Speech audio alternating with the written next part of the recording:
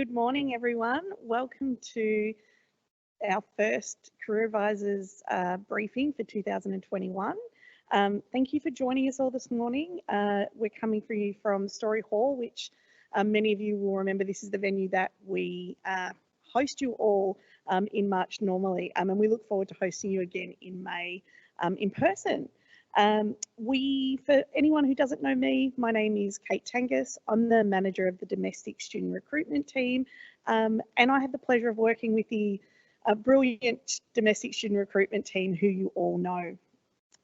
But to start off the session, I'd like to acknowledge the people of the Woiwurrung and Boorong language groups of the Eastern Kulin Nations on whose unceded lands we meet today.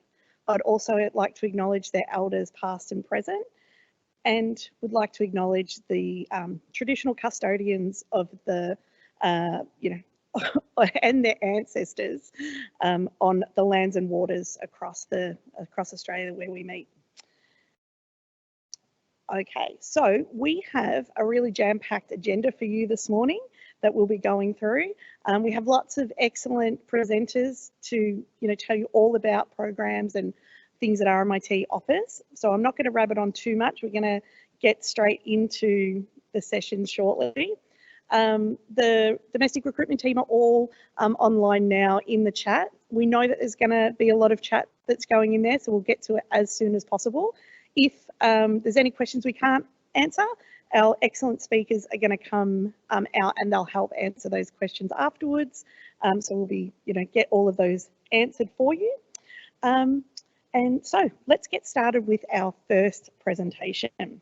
So I'd like to introduce Dr. Jessica Danaher. Now, she's a lecturer for nutrition. She's also an accredited and practicing dietitian. So without further ado, I'll introduce her. Well, Manjika, thank you for joining me this morning and hearing about our wonderful undergraduate program for food science degrees.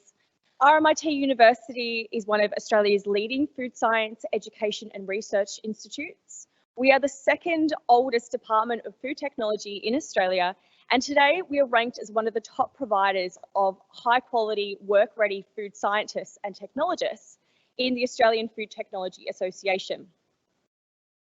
Studying food science and technology at RMIT gives students plenty of practical experience thanks to our strong links with major food industries as well as our well-equipped laboratories. Our courses do allow students to specialise in food technology and nutrition, and our double degree with business prepares them for leading roles as food industry professionals. So at an undergraduate level, RMIT offers 2 courses in food technology. First, our highly sought after singular degree in the Bachelor of Science, Food Technology and Nutrition. This degree prepares our students for career pathways such as food technologists, product developers, food regulators, food safety managers, researchers and nutritionists. The training that we provide here is underpinned by scientific knowledge for advancing technology capabilities within the food industry. Our second program is our double degree. It is a niche double degree where we offer a Bachelor of Science in Food Technology as well as a Bachelor of Business in Business Management. This provides our students with a combined skill set and puts our graduates in a really high demand. As food technologists that have a deep understanding about business and managerial practices, as well as managers that have a deep understanding about the scientific principles that govern a food industry. Equipping students with both of these skill sets allow them to oversee the development of large-scale food production facilities and work for food processing companies that go on to have a global impact, making the Australian food manufacturing industry more competitive. So let's take a look at our singular degree. This is all about the science of large-scale food manufacturing, making food safe and nutritious for the consumers and meeting our consumer needs. In this degree, students learn a range of theoretical and practical aspects of food science, technology and nutrition. The study plan that you see here on this slide provides graduates with the necessary hands-on experience, so they come out having had practice developing novel, healthy and functional food products to meet the needs of consumer demands, as well as comply with government and industry strict safety and health guidelines.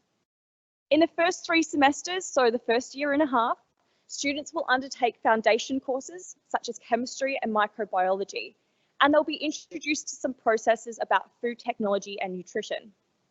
Later in their studies, they get to choose a major. So the nutrition major focuses on human health and nutrition, whereas the food technology major deals with the traditional and novel technologies employed by manufacturing of food products.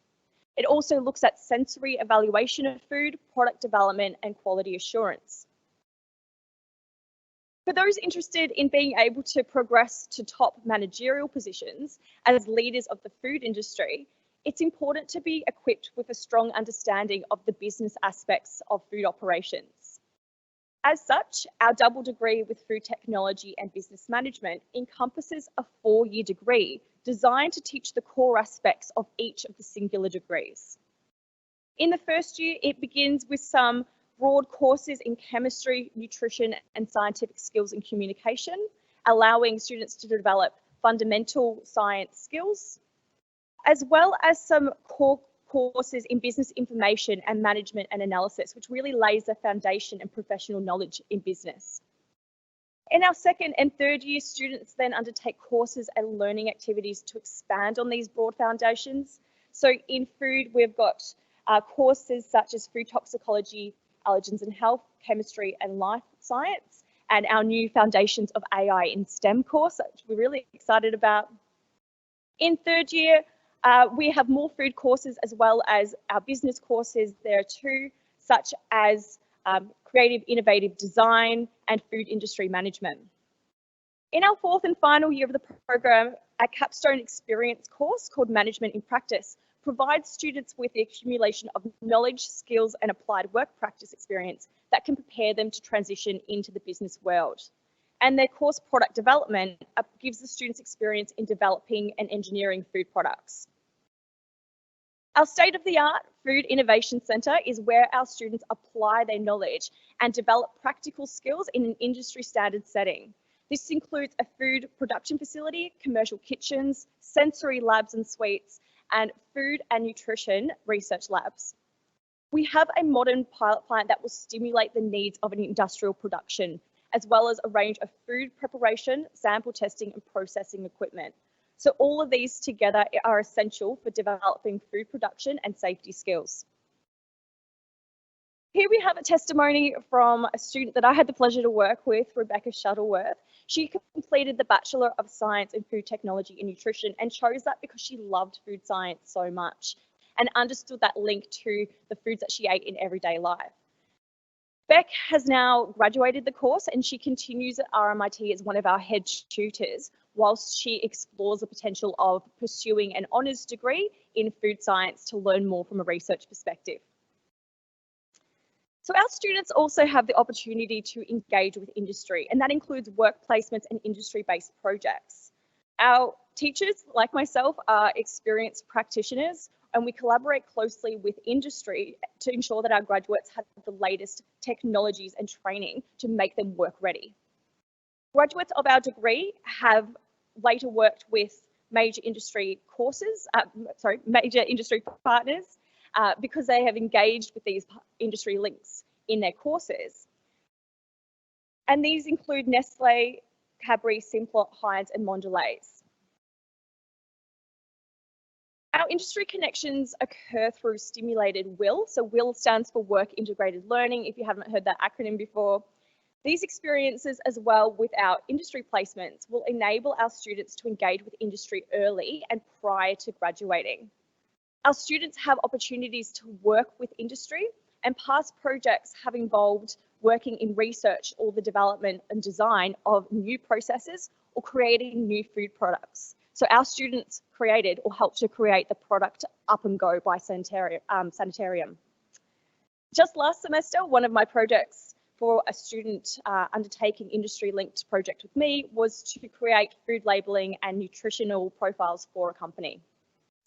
Additionally, some courses within this program have industry people coming in as guest lecturers, so our students have the opportunity to engage with industry early in that way. But we also have a strong focus on authentic assessment, assuring that all of our students are engaging in assessment items that will prepare them directly to go into the real world as food technologists and business managers. So from production to plate, the food industry is the largest in the world, and there is a consistent demand for graduates who have relevant science and technology knowledge. And our degrees cover a wide range of food technology and nutrition science, preparing students for a number of career pathways. So our graduates from our food technology stream, they find jobs with large food processing companies in research and development, marketing and quality assurance. Our graduates from our nutrition stream work for companies in areas such as food production, marketing, or work as nutritionists. And some use our undergraduate degree to go on to further studies in dietetics as a postgraduate option. Many of our graduates, particularly those coming out with our double degree skill set, have progressed to managerial roles in food companies, while some have taken up roles in government departments or regulatory bodies. So globally, food production is the world's largest industry, and it is still growing, and employment prospects for food scientists in Australia are excellent. So if you think that this career pathway would be something that would suit one of your students, please send them our way for more information. Thank you for listening, and I'll take any queries. Thank you very much. We do have one question. What are the contact hours like for this program? The contact hours will vary based on the subjects. So we do have courses that have practical lab-based components. In that, students will be expected to have 2 to 3 hours per the weeks that they are on, engaged in that, as well as some lectorial and tute activities. As a roundabout, we expect 40 hours of study per course throughout the 12-week semester, but how that is made up and how that is directed by the coordinator is different based on the courses. So that's direct time. We also expect students to take self-directed study as well to ensure that they are well prepared for any assessment items or final examination processes. Excellent, thank you so much. Okay, for our next session, we have Professor Claire Madden. Claire is our Associate Deputy Vice Chancellor for Learning and Teaching in the College of Business and Law, and she is here to talk about the future of business. Welcome, Claire. Thanks so much, Kate, and thanks everyone. It's great to be here today. And I'm really excited to discuss with you our College of Business and Law's refreshed Bachelor of Business, and to highlight the changes that you'll see in this degree. We're planning a refreshed Bachelor of Business with majors, minors and electives. And of course, hopefully our slides work, awesome. I think you know that for those leaving school today, there's a lot happening in their world. These learners are Generation Z. Characteristically, they're ready to take on the world and they're thinking about their own future and they're looking for strong career outcomes. It's in a world that's constantly changing, as we know. It's technologically enhanced and globalised. And for these learners, the new normal is uncertainty. These learners have just experienced firsthand their learning environment change radically, literally overnight for most, to online learning as a response to the global pandemic. And as I'm sure you're aware, as we all went through it, even if COVID hadn't happened, these learners were already part of a context involving huge global shifts that were already having a huge impact on the economy and traditional ways of work. Today's businesses are really demanding leaders that go beyond commercial success. They require leaders that have a knowledge of business, but can also think innovatively across disciplines and understand the realities of a technical and digital future. Importantly, they are real-world problem solvers that can translate sustainable and ethical solutions into commercial outcomes. And at RMIT, we are shaping our business degrees to create graduates for this future. To do so, we are planning curriculum changes, as I've mentioned, for Business 2022. This includes a business degree with 3 key features. First, of course, knowledge. Of course, business discipline knowledge is the heart of business education, and we will continue to focus on multiple discipline areas of marketing, management, human resource management, accounting, logistics, blockchain-enabled business, business information systems, economics and finance, to name a few. And we are also going to focus on cross and interdisciplinary knowledge to allow students to gain new perspectives and for disciplinary business areas to collide with each other and create new knowledge. We're planning 2 new majors in social impact and the intersection of business and technology. This combination will provide options for students for both breadth, business generalisation, and depth, discipline-based study.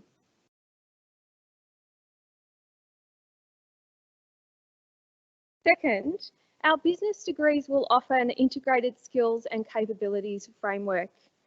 In business education, our focus is on assisting students to contextualise business education and learning. This is where students can develop capabilities such as creativity, commercial acumen, business leadership and justice. It is also where students can develop human skills such as collaboration, influence, relationship management, critical thinking and confidence. This focus on skills recognises that the business professional of the future needs to be quick to act, flexible, forward-thinking, innovative and able to lead and adapt to changing business environments both locally and globally. Graduates need to apply cutting-edge knowledge and skills and be able to solve complex challenges, steer change and feel empowered to make a positive change in business and society. And third, our business degree will have industry partnered learning as our distinct pedagogy. Our business degrees also focus on professional and experiential learning in the business curriculum to engage with industry.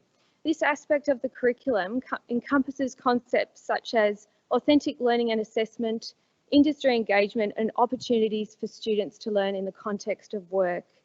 And as soon as we can, global travel experiences for students will again be embraced as a learning opportunity, including with our RMIT Vietnam campuses. In terms of industry partnership, high achieving school leavers and students in our business degree will be offered the new Bachelor of Business Advanced Professional Program, an applied degree or additional 4th year of study. This academy-style program is a multidisciplinary professional, personal and entrepreneurial learning journey with direct industry connections throughout. Students will apply business knowledge to complex problems in the context of multiple professional work opportunities. In the 4th year, students may choose to, for example, deepen partner connections with or without research, start a business with RMIT Activator, or travel for study to gain a wider and global context with our offshore academic partners. In addition to our general business degrees, high achieving students who wish to deepen their learning after a 3-year Bachelor of Business can also add a year 4 and undertake an independent thesis-based research engagement through studying our Bachelor of Business honours. So we all know business is a general degree with so many career outcomes, working in a business obviously, managing a business, specific careers in a discipline area, or becoming an entrepreneur. Just to name a few, there's so many more. Yet it's also the case that our business degrees must be directly positioned to provide higher education that reflects a different world of careers that graduates will enter today and tomorrow. Our business programs will provide the kinds of knowledge, skills and competencies graduates require to succeed. This includes striking a balance between creating curricula that addresses the immediate needs of work, whilst also projecting to a future and future occupations that are, as yet, uncertain. Most of all, it is our duty in higher education to create a culture and learning environment within which students are not just capable professionals, but also ethically centred, sensitive individuals and critical citizens. This recognises that students must have the capability to create new knowledge, challenge, debate and have thoughtful engagement in wider society. And this needs to take place within both a local, national and global context where students can engage with important issues facing business and facing our world. We're so excited about our plans to refresh our business degrees, and we're really looking forward to engaging with you further. Thank you so much. Thank you so much. That was excellent. I'm going to welcome our next presenter. We have Dr. Thierry Damitu, who is our Program Manager for Building Surveying and Land Management. And he's here to talk to you today about our surveying programs from boots to suits. Welcome, Thierry. Thank you. Thanks for giving me some time to talk to you today. So I will just talk about surveying. Surveying offers students the ability to extend their knowledge with increased practice and engagement with digital technology and surveying tools that map and display information from multiple databases. So at RMIT, we've got vocational education and higher education as well. And we start here with the Cert 4 in surveying, which is part-time for people that are not really academic to get a survey assistant type of role. Or we've got the Diploma of Surveying coming for year 12. They do 1 year, 3 days a week, Monday, Tuesday, Wednesday. And then the Advanced Diploma of Surveying is the second year, and that's Thursday, Friday. So for employment, it is really good for business because they can have a first year student Thursday, Friday, and a second year student Monday, Tuesday, Wednesday. So if they job share, they can have an employee for the whole week. Now, Cert 4 is 2 days per week for 1 year. Diploma is 3 days per week for a year. So Monday, Tuesday, Wednesday attendance, Thursday, Friday free. Advanced Diploma will be Thursday, Friday, 2 days. The pathway is obviously Cert 4 will lead to the Diploma and Advanced Diploma taking 3 years. But the Cert 4 is really for people that are not really academic. So they get into it, and then if they get comfortable with it, they can just go and move to the Diploma. Or the pathway of the 2 years in vocational education and 3 years in the degree, direct entry, and 1 year credit as part of the articulation agreement. Very successful. Over 25 students do that every year. So the facility, we've got GPS antenna, state-of-the-art, total station, laser scanner. We've got the state-of-the-art. It's really expensive, but RMIT's got a lot of financial backing to get us the best that we can get. That's exactly what the industry uses. Free software as well, remote desktop, so that they don't even have to install it on a computer. They can just use a virtual machine at RMIT and use it all. Georgia Moore, there is a student that we nurture, and she came from doing some work in Canada, working, and then she came back here and liked geography, like mapping, and then she got into the Diploma, and then she got a job in that first year into the mapping that she wanted to do. And she's a perfect example of anyone coming from anywhere, just wanted to get ahead, you get a job, and then you can just continue on, and now she's in the degree course, continuing in. Now the industry connection, we've got all these industry surveying task force that promote surveying to the community, and as careers advisor, you know exactly the surveying task force. So there's a website, lifewithoutlimits.com.au. But we've got 87 work placement we did the last 3 years. So these jobs were not there, and the student went to survey firms and just spent a week there, and there was 97 of them that we organized, and they led to employment, which is really good because the business could actually see what the students like, and so we are the 5th graduate employment rate in Australia. So I mean, it's just we gear for that. And the global opportunity surveying can be done all around the world. You don't need to really communicate. It's about technical skills, using your hand, using the computer. So you can go in Europe, and Aussie kids are really popular because they've got a strong work ethic, and you can go anywhere for that. So now the career surveying technician at the end of 1-2 years, draftsperson, so in the field, in the office, GIS operator in the office, a GIS analyst will be a bit more when you do more mapping, a special officer and surveying assistant, which is the entry level for all our students starting.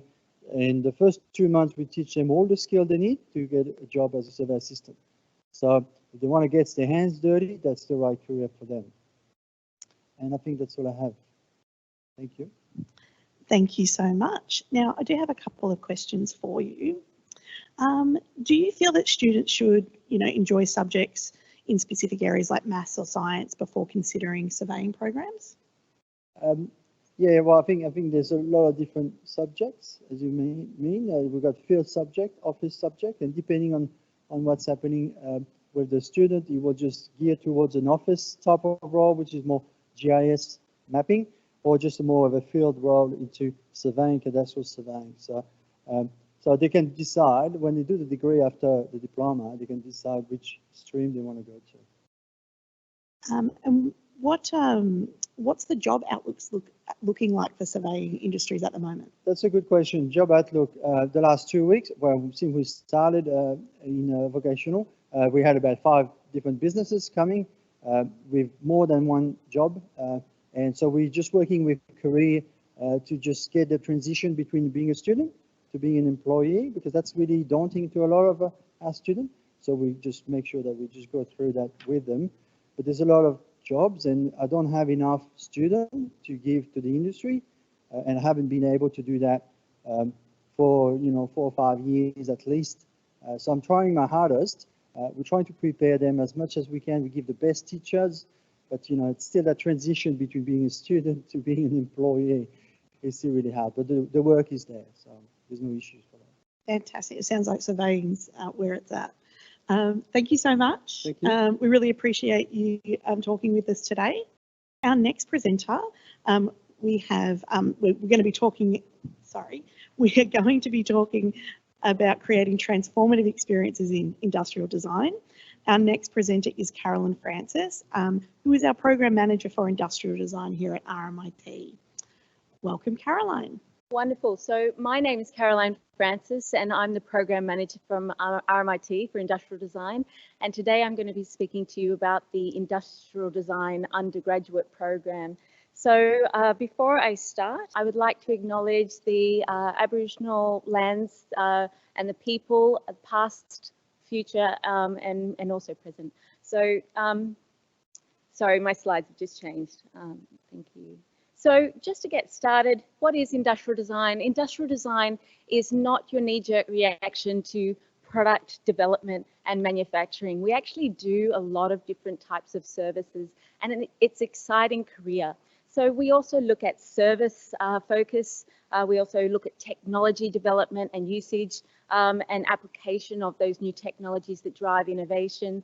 We also obviously look at product development and objects, and also the digital realm. And obviously a lot of the digital space is now merging with industrial design, so we can have embedded technologies such as smartphones and smart homes. So industrial design is where aspiring designers develop the skills to invent, visualize and prototype design solutions for complex problems.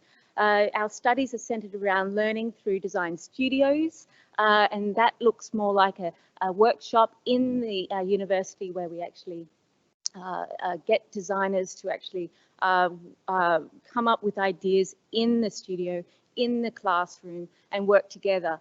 So it's a lot of bringing your ideas together and thinking through problems and then developing solutions from that ideation process.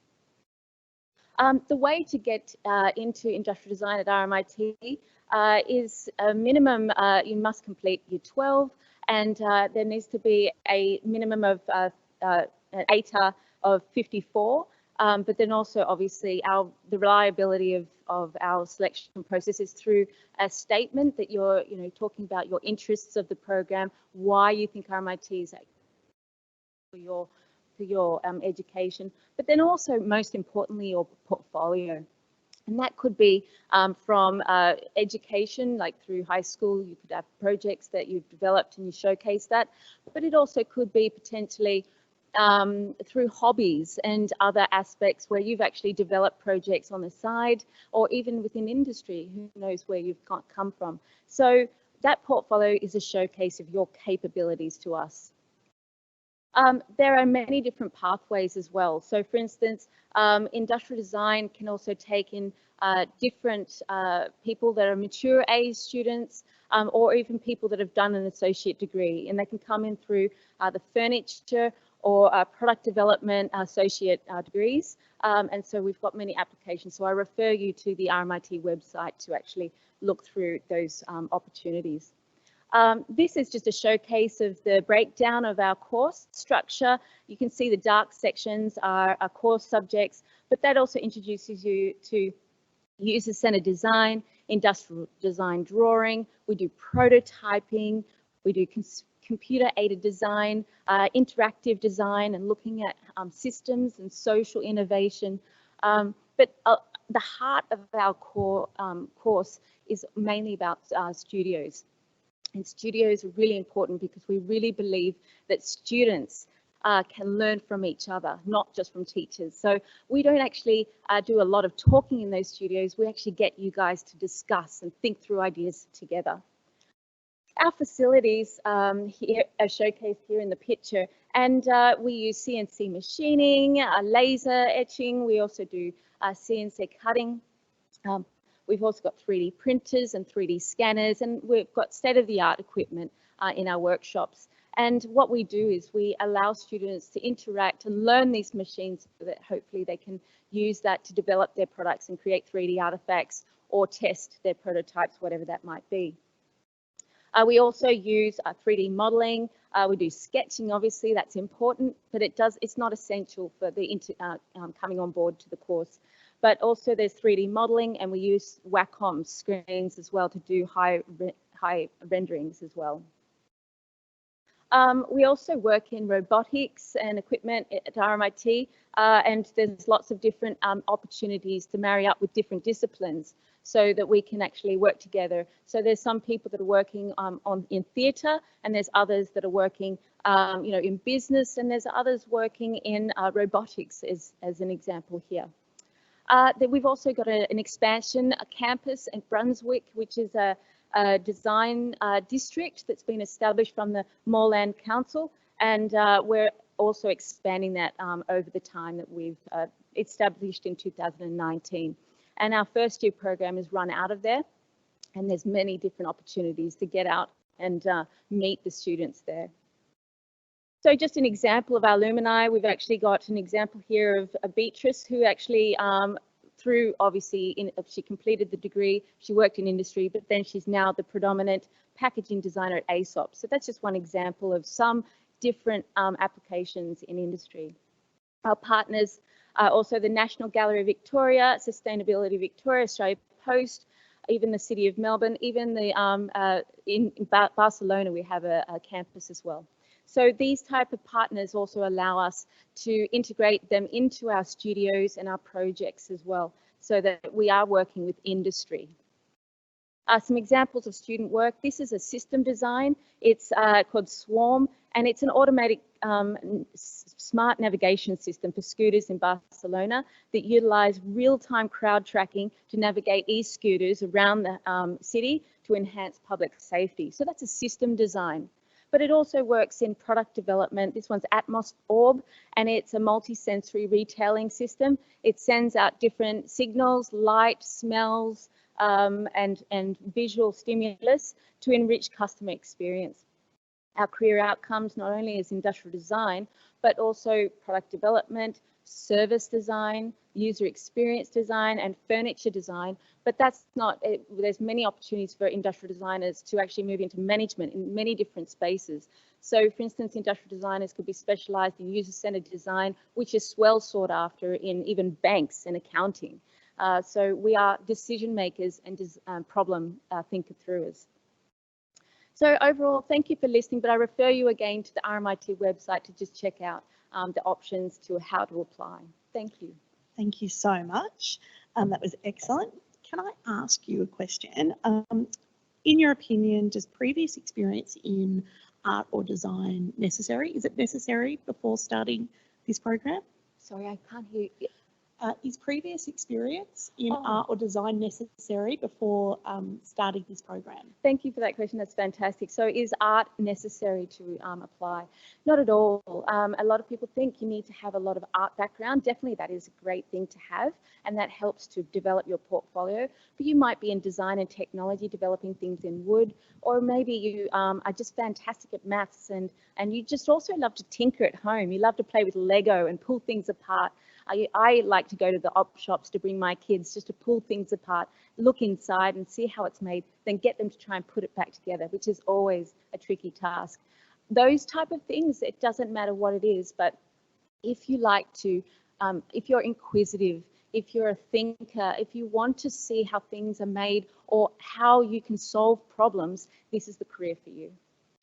Excellent. And one last one, what do you think is the main difference between an industrial design student and a student that's studying another form of design? Another form of design? Absolutely. So industrial design obviously works in the realm of developing 3D products, but again, we also look at system designs as well, and there's many different aspects that we can work in.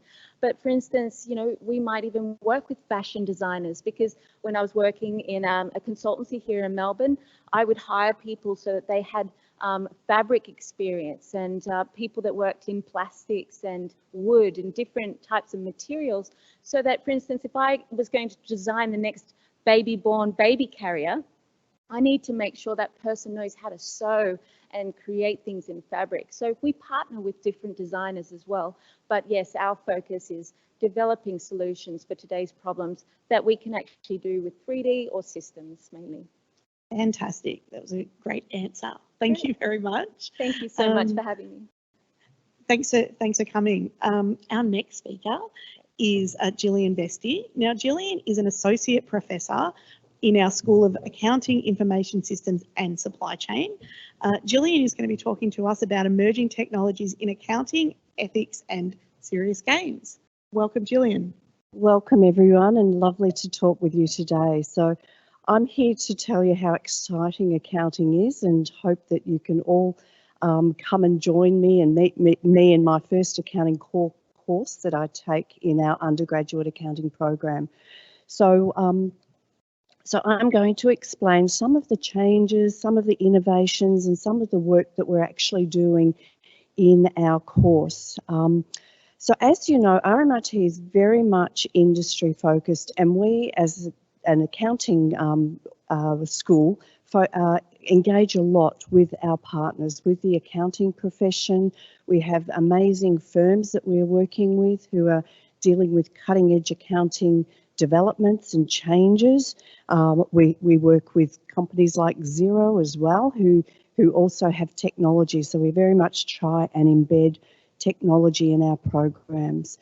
We also have a dedicated team that work in the blockchain hub. So together, all of this group, or all of the activities that we're doing in our accounting courses are helping to make sure that we're focusing on the cutting edge technologies, that we're ahead and working with all the changes that are happening in the profession.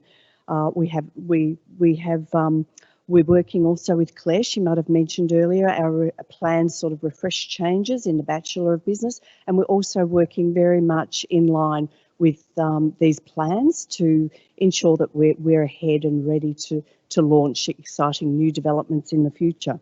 But I'd like to tell you a lot more about the work that I do as well in the course, and the popularity that we're actually having in our program now, which is just fantastic. And I think a lot of it is to do with the innovations. The main thing for us with accounting is that we must consider accounting not just a technical practice, but very much a social practice as well. And it has very large implications for everyday society and the actions that we undertake as a result of accounting. So we do focus a lot on accounting for sustainability. We connect with the Sustainable Development Goals, and we also make sure that we consider a lot in terms of emerging trends and issues in society. And this is why, following the Banking Royal Commission, there was a lot more emphasis on the notion of business ethics and accounting ethics, and this has become increasingly important. And so as part of our accounting core course, we actually introduce this to students, and we use a lot of simulations and serious games, and I'll show you more and explain a little bit more about that. But this this picture in the background, our Bogart Technologies, is a serious game that we have developed with industry partners. We've engaged with the serious games profession, and I'm also part of the Games for Change movement, which has come from New York and has grown around the world, which very much focuses on games for change and for social change and for environmental and social wellbeing as well. So, so following the Banking Royal Commission, we've partnered with the professional bodies. We've worked in, there's a new restructured code of ethics in accounting, and we've actually brought that to life in our serious game Bogart. So what do I mean by serious games? Well, these are games with a purpose. So as I said, games with change in mind, and we have the educational background, which is the purpose, but we also use games to solve wicked problems. Sometimes these can't be addressed adequately in textbooks and in our traditional modes of teaching. So what the serious games and the simulations do is actually immerse the student in really student-centered learning. And so as you can see in the diagram, I'm there working with some students, and you can see the interface. The students click on the interface just like they're playing a digital game, but this time it is a game with a purpose. And the students in this game of Bogart actually become a new accounting employee in an organisation, and then they work through their own journey and their own pathway of decision making, and start to slowly learn about the ethical decisions that they need and some of the dilemmas that they might be faced with in a firm. So, so this is really exciting, and it's a very, very new innovation, and we're really pleased to actually have that in the class and engage the students in the class. We also have, you can see on the screen at the side, Lucro Island.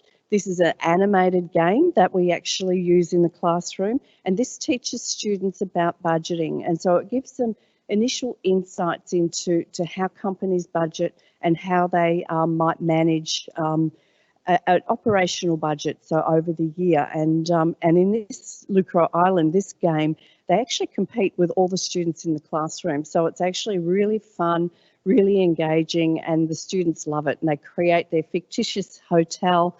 They compete against each other to manage their hotel. There's a leaderboard that comes up on the screen that tells the students, you know, if they've won or if they've come right down the end, but they can change and adapt and learn. And again, we've had a lot of success with that, and the students really enjoy it. The middle slide is another area that we really like to focus on in the classroom, and that's using the Sustainable Development Goals to teach the students about accounting as both social and technical practice.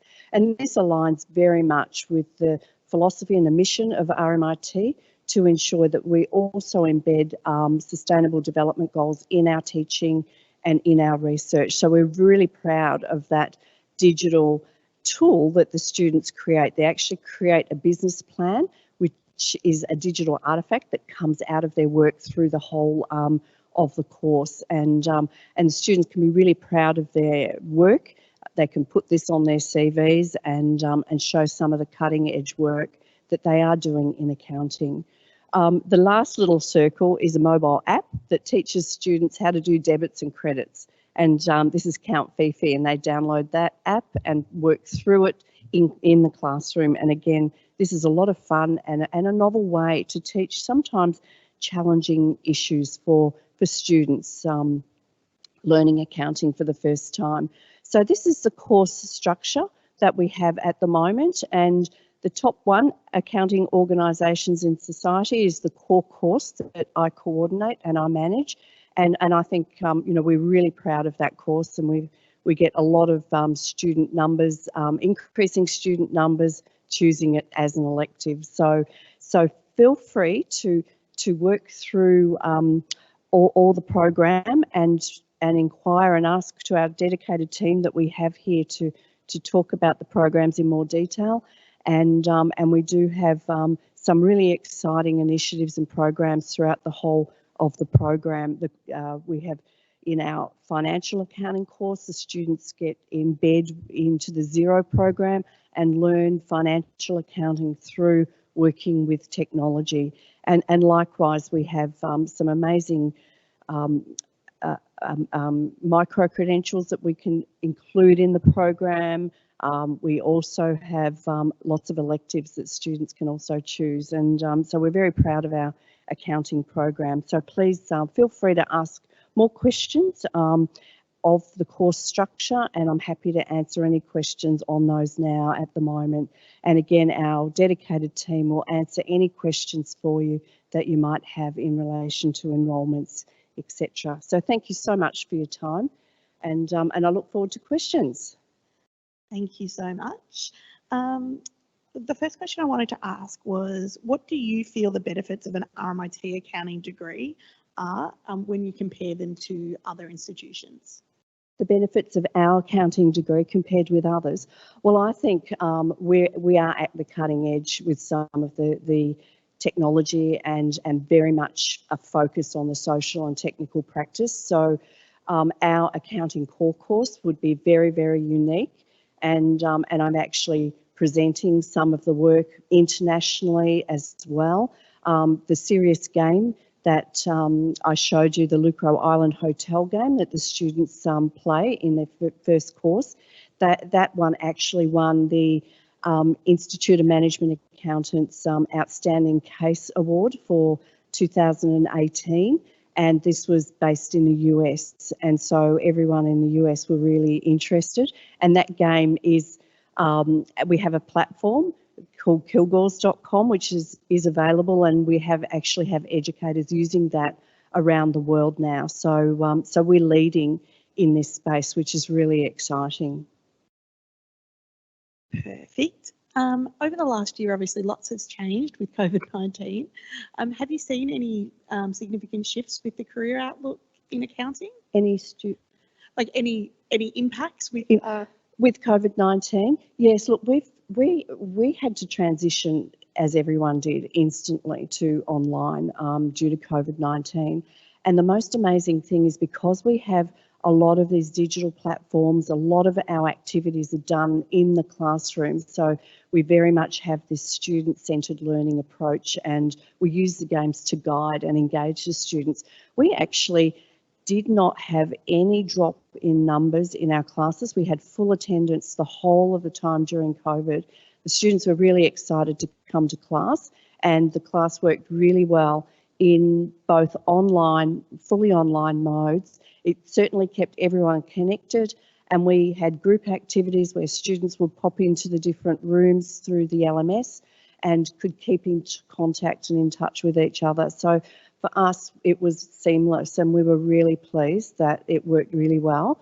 And now, of course, we're back face to face, and it's really nice to have the students in front of us in the classroom again. But we know that if anything happened, we can certainly just connect seamlessly. So we're lucky. Excellent. We do have a question in the chat just in regards to AI's place within accountancy. Yep. And how that works for students, moving forward in their careers. Yeah, look, the AI space is really, really important. And another aspect that I didn't touch on, but we've also are doing a lot of work with our partners in this area. We've actually also introduced data visualization in our courses as well. And so the students can actually get to delve in with big data, play with big data, and manage visualizations, and do some of these accounting work that the accountants are doing, and the future work. And embedded in that is this move to AI. And the work that I'm doing in my area is connecting with industry, is very much connecting in that space. And we have the blockchain hub as well, which we work with a lot in new course developments, and we're also working on hopefully another game in blockchain area. So we've got lots of exciting plans for the future. Thank you so much, Gillian. That was fantastic. Our next presenter is Paul Wyborn. Paul is a grade 1 pilot instructor. He's also one of our flight training and aviation specialists. He's going to be talking to us all about flight training and aviation at RMIT. Welcome, Paul. Thanks, Kate. Woman Jika, and welcome. My name is Paul Wyborn. I've been training pilots at RMIT for about 3 years. I'm one of the flight instructors at the Point Cook campus, and today I'm going to talk to you about our exciting aviation programs at RMIT. Aviation is a vast sector industry. It covers military, civil and general aviation and all the enabling infrastructure, including airports and air traffic control. The largest sector, civil aviation, connects people, goods and countries and is recognised to provide a vital role in both social and economic development. In 2019, commercial airlines logged over 45 million flights and carried over 4.5 billion passengers. That's more than half the world's population. This was made possible by approximately 5,000 airlines operating 25,000 civil aircraft over a global route network of several million square kilometres. I hope that's enough motivation for your students to get involved in this vast and exciting industry through one of our aviation programs. Enrolment in either the Bachelor of Applied Science or Associate Degree in Aviation opens up opportunities to becoming either a professional pilot or undertake an exciting career in a range of operational, managerial and planning roles. RMIT have been involved in aerospace and aviation for over 75 years, and RMIT Flight Training have been training pilots for over 25 years. With this rich history, we are able to offer a practical and industry-focused approach, which provides graduates with the skills and behaviours they need to be effective and successful.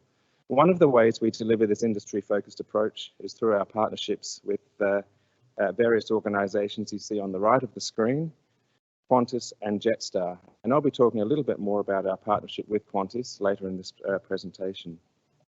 Today I'll be talking mainly about our pilot programs, but for the non-pilot program you see on your screen, the aviation management stream, this is a 3-year program which allows considerable flexibility through a total of 6 electives that enable you to follow a particular theme, such as developing language skills, should you so wish. So why RMIT for pilot training? RMIT is a globally recognised university. We rank 55th globally on the graduate employment rate, and students have the choice of 2 flight training locations, one in Melbourne's west and one in Bendigo, 90 minutes from the CBD. Both have excellent proximity to airspace necessary for flight training and good all-year weather conditions for flight training at our Bendigo location. And I'll be talking a little bit more about these locations shortly. The pilot programs involve full-time study either at Point Cook or Bendigo campuses. Students will graduate with a CASA, or Australian Civil Aviation Safety Authority, issued recreational, private and commercial pilot licence. Those completing the associate degree will, in addition, get to choose between either a command instrument rating or a flight instructor rating. That's what I do. During the programs, pilots are taught everything from navigation to the behavioural aspects of aviation required to operate in a commercial aviation environment, such as critical thinking, decision-making, leadership, teamwork, and threat and error management. Our fleet is a modern fleet of 21 aircraft, with a new fleet arriving later in 2021. All of our fleet have modern instrument packages in what's known as a glass cockpit configuration. We also have 4 flight simulator training devices split across the 2 bases. The associate degree in aviation is conducted at Point Cook or Bendigo. Our Point Cook campus is located at the oldest operating Air Force base in the world. We occupy part of the Royal Australian Air Force building. Apart from the occasional military and civil aircraft, RMIT flight training are the main users of the airport, giving RMIT students a unique advantage over the type of airspace usage you might find at other more busy airports. Our Bendigo campus has seen recent local government investment in the airport, and which has seen upgrading of the airport facilities, including the terminal building, as well as a brand new 1,500 metre long runway. Our campus features a 2,500 square foot hangar and classrooms, and the same technology seen at Point Cook campus to deliver theory classes either remotely or face-to-face. The Bachelor of Applied Science Aviation is carried out at Bundoora campus. At Bundoora campus, we see lots of space with modern facilities and lecture theatres, lots of open space, lending itself for opportunities to fly drones, and they also have simulators, but these are primarily used for research purposes. Let's now meet Kerry Phillips and take a look at her experience of undertaking the course. Kerry took part in an Airbus-sponsored Fly Your Ideas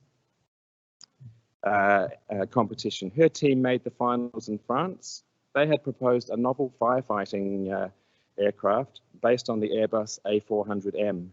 They were flown to Toulouse and hosted by Airbus. And after all 5 groups had presented the concept studies, Kerry's group came second. There was a cash prize and of course a whole bunch of kudos for Kerry and the team, and of course RMIT.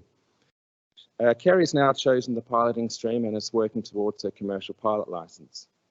Kerry is a STEM advocate, which aims at promoting the disciplines of science, technology, engineering and mathematics to members of the community whom are underrepresented in those disciplines. She is also a Women in Aviation advocate, which aims at the promotion of women's involvement in aviation from aero clubs through to airlines. Kerry is also involved in the educational promotion of STEM with Indigenous peoples. Whilst COVID-19 has seen a downturn in the industry, this appears to be temporary, with industry recoveries set to get underway over the next 2 years.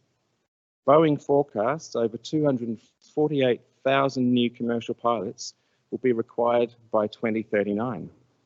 And that's just in the Asia Pacific region alone, and over 763,000 pilots required globally.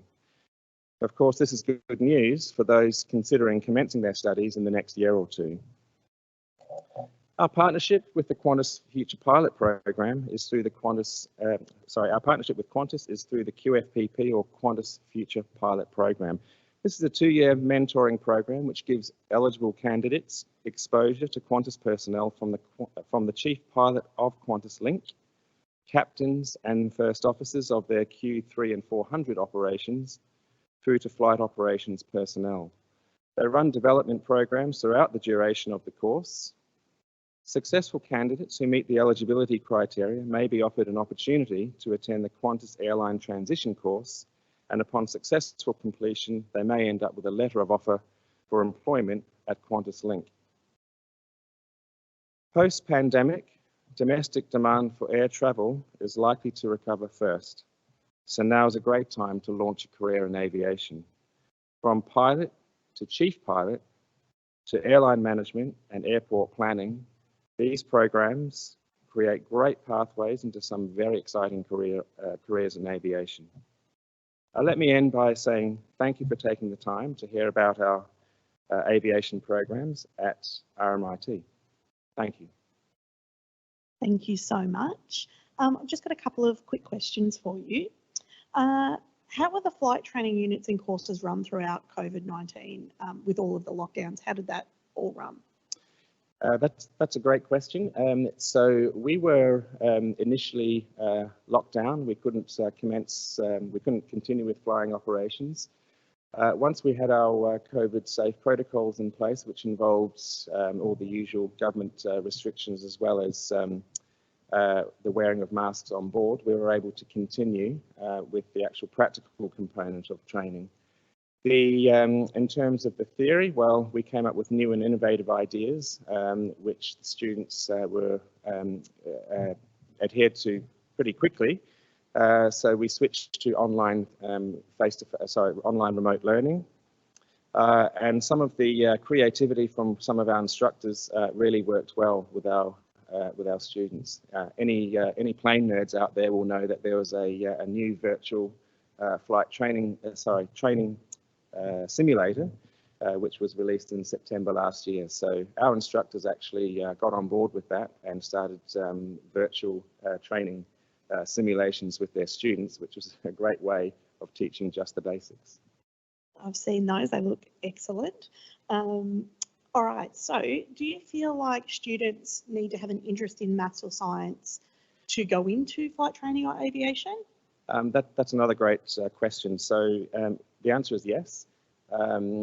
The recommendation is to take maths and science, preferably physics, and really to excel in both of those subjects. Both are fairly important in order to successfully complete the training outcomes required in flight training. Excellent. And what would you say what do you think sets RMIT apart from, in-flight training and aviation? Sure. Well, again, we're located at locations which allow our students pretty unrestricted access to runways, taxiways, and airspace, unlike other airports that are more busy. So there's no waiting time. Of course, time is money. We have over 25 years of training pilots. We've trained over 3,000 pilots. A lot of our pilots are now working in airlines in Australia and around the world. We own all of our aircraft. We're about to refleet, so we're about to own 21 brand new aircraft later this year. So I think that's a great selling point for our students or for new enrolments. I agree.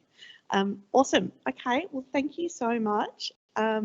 We're going to introduce our next session. Now, our next session is a panel. So we have a panel of experts for you, all to talk about what degrees for a changing world look like in communication. So I'd like to welcome to the stage Yannick Rogers, our Associate Lecturer and Broadcast Journalist, Dr. Julie Bilby, Senior Lecturer for Advertising, and Dr. Deborah Wise, Lecturer and Program Manager for Public Relations. Welcome. Thanks very much, and a pleasure to be here, and welcome to Julie and to Deborah. My name is Janak. Again, I'm from journalism, but we're joined by Deborah Wise, who is a Senior Lecturer in Public Relations, and by Dr. Julie Bilby, who is the Program Manager for the Master of Advertising. A pleasure to have you both.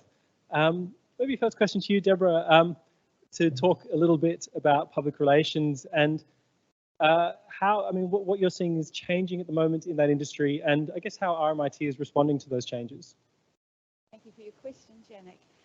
So a lot of the talk around changes in terms of the public relations as a career tends towards digital conversations and also AI. But what's really interesting is that the basic skills that have always sort of been what public relations is built upon are still as relevant today as they ever were.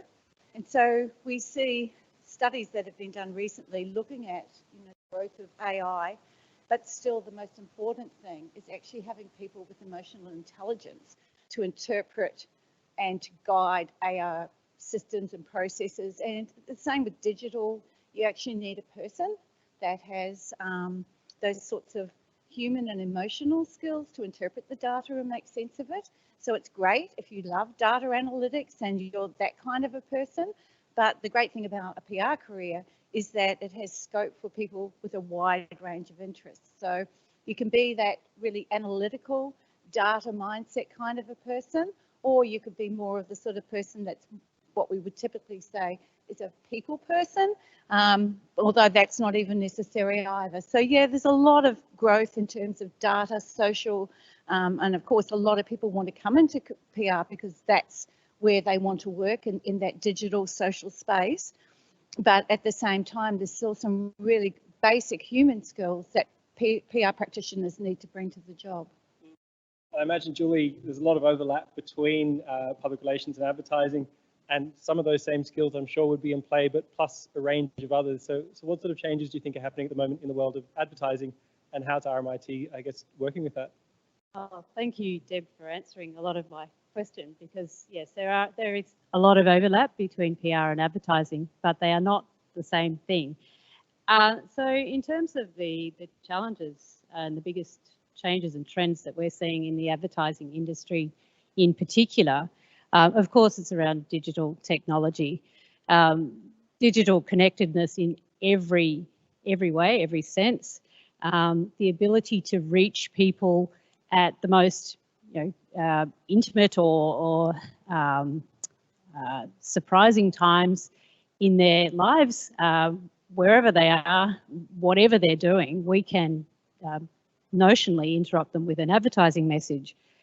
And of course, we also have data analytics and depth analysis that tells us exactly where they are and what they're doing and what they're likely to be interested in at every point in time. But of course, with that comes a lot of responsibility.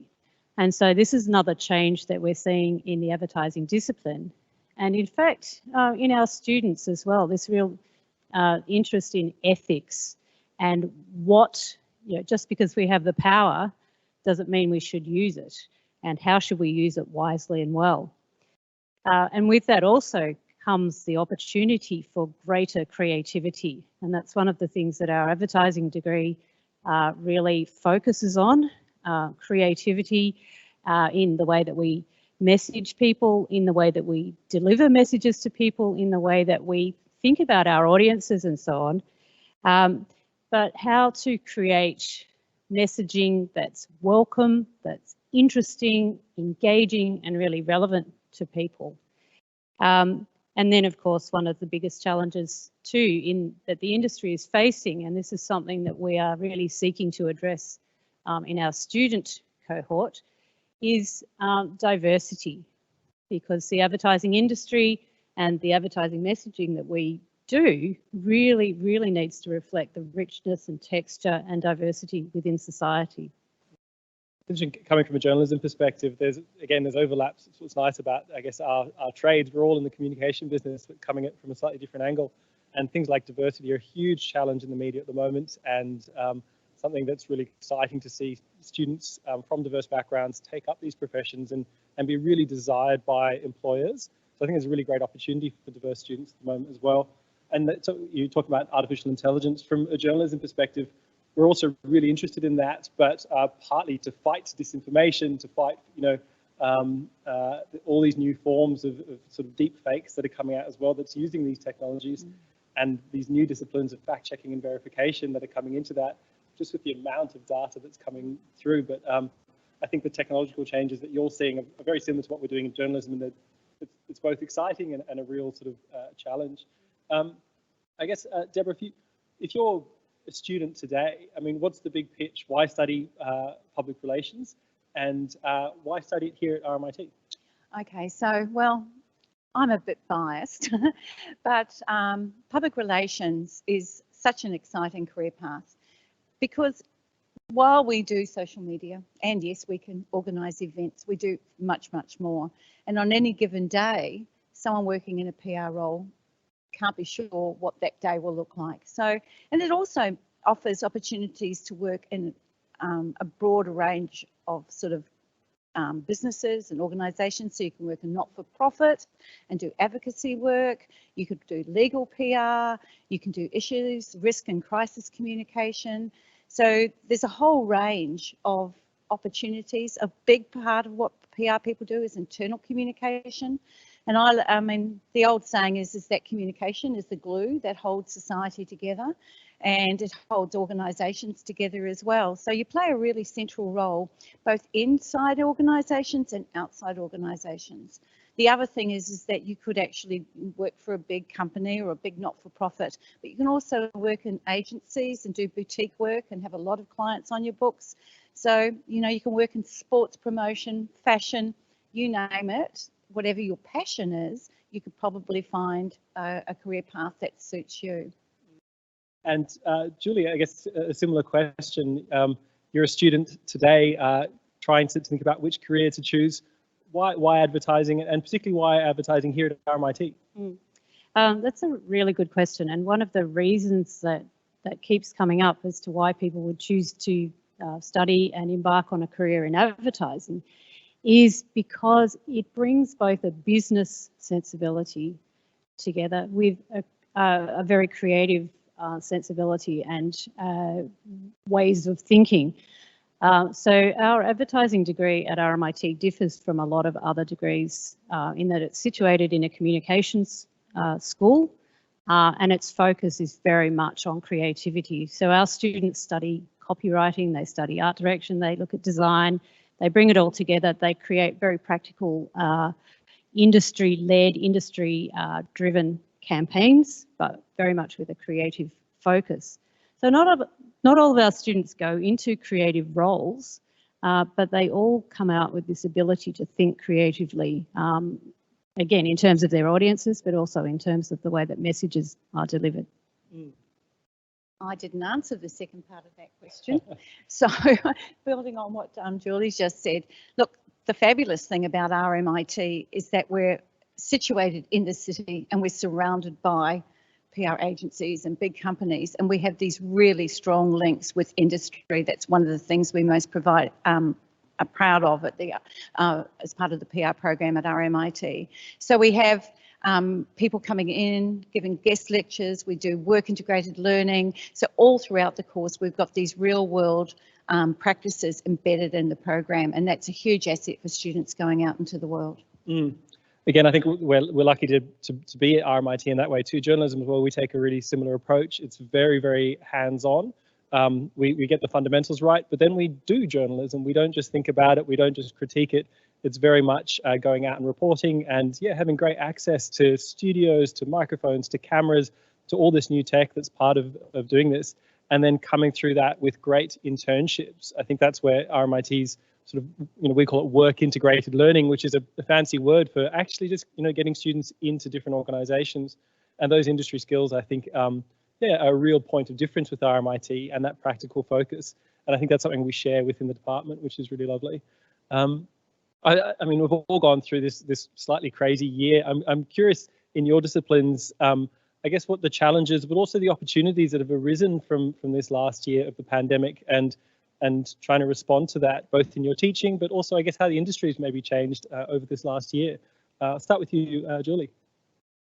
Of course, there's a much greater need and opportunity for online and communication that happens through a device, but that was happening anyway. So in a way, the pandemic has accelerated the inevitable change in our industry, but also in the way that we are having to respond to it, both as educators and as our students are having to respond to it.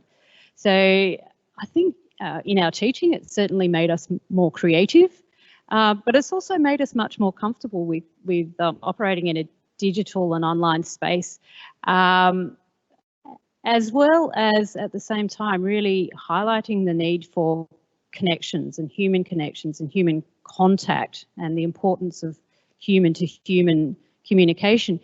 And I think if nothing else, if that remains at the heart of what we do, what we teach, how our students think, then that's really valuable. I mean, one of the most important things that we keep trying to convey to our students is to not underestimate your audience, not underestimate the people that you're talking to. Remember, they are human beings at the end of the day. So if you're thinking like that, you're not going to insult them, you're not going to demean them, you're not going to use unnecessary stereotypes. So I think just that reminder that we're all humans and that we need real connections and real contact is probably a good thing. Lovely answer. Deborah, what were your thoughts on that? Well, with one thing COVID has shown us is the importance of communication. There's never been a more important time for good, clear, strategic communication. And I should have mentioned before, that's one of the key assets of studying public relations, is that you become a strategic communicator. And we've seen currently a huge growth in jobs for people who want to work in professional communication / public relations. So that's, I mean, everybody now realises that when there's a communication gap, then there's a problem. And yeah, so that's really highlighted the importance of good strategic communication, be that political, be it health. And as I say, we're seeing real growth opportunities in those fields at the moment for public relations practitioners. Yeah, I think it occurred to me during the pandemic that it played to our strengths a little bit as communicators, because a lot of the big pivot to online teaching, but just online world, is something we trade in quite a bit. We know how to use cameras, we know how to communicate with people who aren't necessarily in the room, and I feel like it's a really important core skill set that you'll get from advertising, from public relations and journalism, that would be applicable to anything you go on to do at the moment, and increasingly important if these changes lock in, which they seem increasingly likely to do. I'm curious as well, I appreciate our audience is careers advisors who are talking to people coming out of school.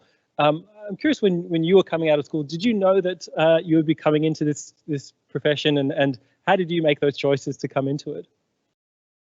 Well, I actually studied what was the precursor to advertising when I came out of school. So I knew, well, what I ended up in was what I was hoping to get into. And for me, as I mentioned earlier, it was that idea of being able to combine a business sort of analytical type of thinking, strategic thinking, with creativity. So for many years, I worked as an art director, which was an absolute joy. You know, I was drawing and thinking conceptually and designing in my day-to-day work. And it hasn't changed that much since. I mean, creative thinkers, creative students can still get a lot of delight out of what they study and what they do in the profession and industry. And how about you, Deborah? Well, like Julie, I have a creative background. I began my working life in the fashion industry, and then about midlife, I was a late bloomer. I just thought that, what is this? Because when I left school, there was no kind of careers that was called public relations. So anyway, I've always been really interested in what makes people tick. You know, I've always had a really curious, I'm probably a bit nosy, I would say. So, so that creativity, as Julie was saying, combined with, yeah, it's just really, and that's one of the core things that if we were saying to someone, you know, is PR a career for you? One of the core things that we would say is that creativity, because you do have to develop a range of content, but also just having a curiosity about people and a curiosity about the world. Because you do need to be a curious person, and you actually need to, you don't have to be outgoing. That's a fallacy. You know, we see television shows where we've got, you know, these people a bit over the top. It doesn't take that type of person at all. You can be quite a quiet person, but you do have to have an interest in people. Yeah, and again, I think this is something that we get to share as disciplines as well. What I loved about coming into journalism was you just chase your curiosity as much as possible, and you can really pitch ideas, and if you've got an idea and you can chase that down, you get the opportunity to go places and meet people and do things, and create work off those experiences, which I think is quite a wonderful thing, and not something that a lot of professions give, where you've got that journey from, well, I'm curious about something, to I can go out and interact, meet the people, have that contact, and then actually create work off the back of it that you're proud to put out in the world. I think it's a really lovely sort of shared part of these three disciplines, whether it's advertising, public relations, or journalism. I think we're out of time at the moment, so thank you very much once again for coming in. That's Dr. Julie Bilby, who is from the Master of Advertising, and Dr. Deborah Wise, who is a Senior Lecturer in Public Relations, and I'm Janak Rogers from the Department of Journalism. Thanks so much, Janet. Thank you. Thank you so much, panel of experts. That was excellent. It was definitely a great session with lots of good advice. Okay, so we have a few more updates before we finish that we wanted to make sure that we share with you. The first one is the launching of our Discover What's Next webinar series. So last year we launched this series when we weren't able to see you face to face. This year we're combining our digital and our physical events, as my boss keeps referring it to is phygital. So, you know, that's what we're discussing now. This is going to be in combination with our physical events. So this series is going to be running through April to July, and it really gives our students, gives your students the opportunity to explore the program areas, to find out more about what's on offer, to find out how it's ran. It's going to have advice from staff and from our students, and the calendar of events and registrations will be in the chat for you coming up. So these worked really well, and we had really positive feedback from students last year. So hoping that that will be the same for this year. The next that I wanted to mention is our domestic degree and diploma guides have now been delivered. So you are welcome to order them online. The team will pop that into the chat now for you, so if you do want that. Our international student guides are very, very close to being ready, and we'll let you know as soon as they become available, and let you know how you can order them. Now, as I mentioned before, the fabulous recruitment team who I have the pleasure of working with, you would know our recruitment officers, Christy, Teresa and Tarika. They're your contacts for lots of the career groups. So I'll go over them so you know who to contact and who's in your region. So Christy looks after the Campaspe Kahuna region, Eastern, Geelong, Hamilton, Northeast Victoria, Northwest, Peninsula and the Waverley's career groups. So Christy's your rep for that. Teresa looks after the Bendigo, Central Gippsland, Central Murray, Dandenong Valley, East Gippsland, Maroondah, Moreland Darebin, Sunbury Gisborne and the Whittlesea career groups. And Tarika looks after the Ballarat, the Banyul Nillumbik, the Bayside, Brimbank Careers and Pathways Network, Knox, Sunraysia, the Warrnambool District and the Wimmera, Riker and the Southern Mallee careers groups regions. So, if you've got it, you probably are very familiar with these girls, but if you're not, here's who your contact is. Now, I think most of you, I know Daniel has gone out to his career groups and Daniel has let them know. We have both good news and some sad news that Daniel has taken a secondment within RMIT, so he's staying with us into our business partners team. Now, Daniel has been with us a number of years and he has made such a huge impact in recruitment, and he's had, he wants me to pass on how much he has enjoyed working with you all, and we are sad to see him go, but we are happy because we do work with our business partners quite a bit. In fact, they help us work with, in our colleges with all of the academics. So Daniel will still be working, doing things for you. He'll just be behind the scenes for the next 12 months. So he's taking a secondment. So Daniel looks after the Shepparton and Albury and Yarra Careers groups. We'll be sharing that amongst the team in the short term. So I'm going to take some of them and the ladies are going to take some of them as well. And we'll be coming in the short term, but we also have we'll have a new person joining us very soon as well. As always, feel free to contact me. I'm always here for any questions or emails or phone calls, so please do. I also wanted to include Kathy Doe in as a contact as well for you. Now, Kathy works at our Nagara Willem Centre. She, can help with any questions you have for any Indigenous students that might be looking at programs or admissions or scholarships. She's here to help out, so feel free to contact Kathy at any time. And I also wanted to introduce our fabulous new marketing recruitment assistants. So we have Alec Pangalides and we also have Brittany Jev. Now they are working with us. They are our marketing recruitment assistants. So they're current RMIT students that are doing a Bachelor of Business Marketing Applied. So they're actually working for us for a full year, getting lots of experience in recruitment and marketing, doing lots of hands-on activities. You may have even seen Alex up on stage once or twice today in the background doing bits and pieces, so they're helping out. They've only been with us a couple of months and they've already started to make a huge impact, so we're very thankful to have them with us this year. And that's it. We've had lots of information, lots of panels, lots of people coming up and answering questions. Hopefully you've had all of your questions either from me asking them during the sessions or in the Q&A. If you do have any further questions, please let us know. As always, we have, there is a Career Advisors Portal on our page. It has lots of resources for you on the RMIT website. And we also have, a joint email account, a joint phone number, so feel free to contact us via that. We will be sending out the recording post this event. It usually takes a day or so for us that to come through, so that'll be all sent out early next week. We will also be posting the individual recorded sessions on the Career Advisors Portal once they become available. We'll also send out a survey. We always want your feedback on how these should run, what sort of sessions you would like to see in the future, all of that, so we'll be sending that out with the thank you.